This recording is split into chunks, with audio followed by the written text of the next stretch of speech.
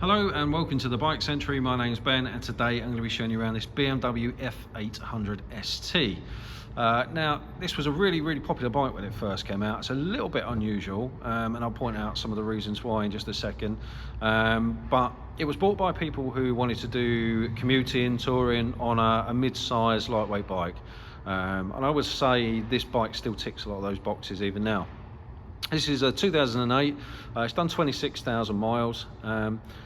I would say it's got some wear and tear on it, but on the whole, I would say a clean and tidy bike that will do someone for thousands and thousands of miles for touring, commuting, and pleasure riding. It's finished in like a satin finish grey.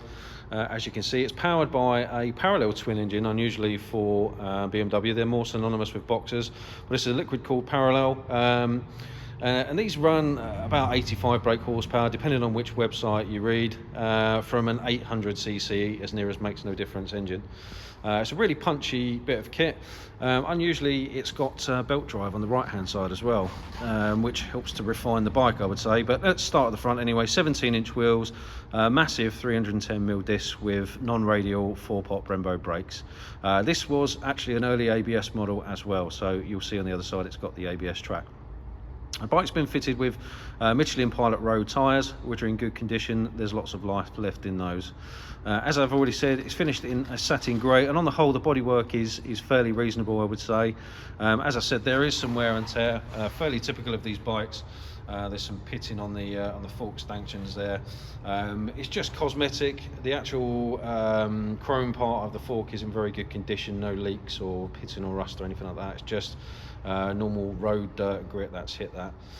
The bike's been fitted with some aftermarket engine guards. There's no sign that the bike's ever been dropped on them or anything like that, but there is a little bit of wear and tear, again from stones just behind the front wheel. Unfortunately, this bike hasn't been fitted with an extended fender, which is, you know, kind of a must really if you're commuting on these sorts of bikes. But nonetheless, the exhaust and everything like that is in pretty good condition. Around this side again, fairly clean and tidy. There's a little bit of surface rust on some of the bolts and stuff like that, but again, it's not unreasonable for a bike of its age. It's pretty clean and tidy. The drive belt is in good condition. Like I said, it's unusual for a bike to have a drive belt of this sort of size and class and everything like that, but it's a good thing. It helps to smooth the ride out. You know, less maintenance, that sort of thing, as well. The bike's got actually Michelin on the rear. Again, lots of life left in those. As I pan up, you'll see some of the other unusual features. So the fuel tank is actually in the back, so you can see the fuel filler just there, presumably to do with mass centralisation and weight distribution, that sort of thing.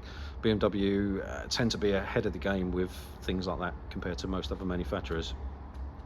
Towards the back then, you can see we've got the BMW luggage, relatively small panniers. They're quite compact, probably a little bit more conducive with commuting than touring, although they are unusually deep.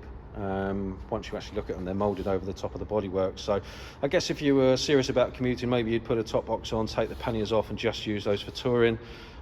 But yeah, potentially you could use those if you were going into cities or, you know, commuting to work every day. On the tank, we've got pre-installation for a tank bag. Givi and other manufacturers use this system. The tank bag just locks onto the top there. Very straightforward. The bike's been fitted with a slightly taller screen. Very good at kicking the air up over the top of the rider. The only downside of that is it was a Vario screen at some point in its life, which meant it would have had some sort of deflector at the top. So there's a couple of holes there in the screen. Nothing major, but again, always worth pointing these things out so you know exactly what you're getting. On this side, again, cosmetically quite clean and tidy bodywork wise. A couple of little marks on the engine guards there. Looks maybe like it's been taken through a garage door or a gate, just marked. There is a little bit of paint chipping just on the underneath of the engine. Very common on these bikes for the year, unfortunately. At the back, you can see it's got a single-sided swing arm, which looks really nice. The rear wheel actually looks very nice, I have to say. Side slung exhaust that's tucked underneath the panniers there, so very subtle and understated. And it's also got a centre stand fitted, so that can help you with rear wheel maintenance and that type of thing.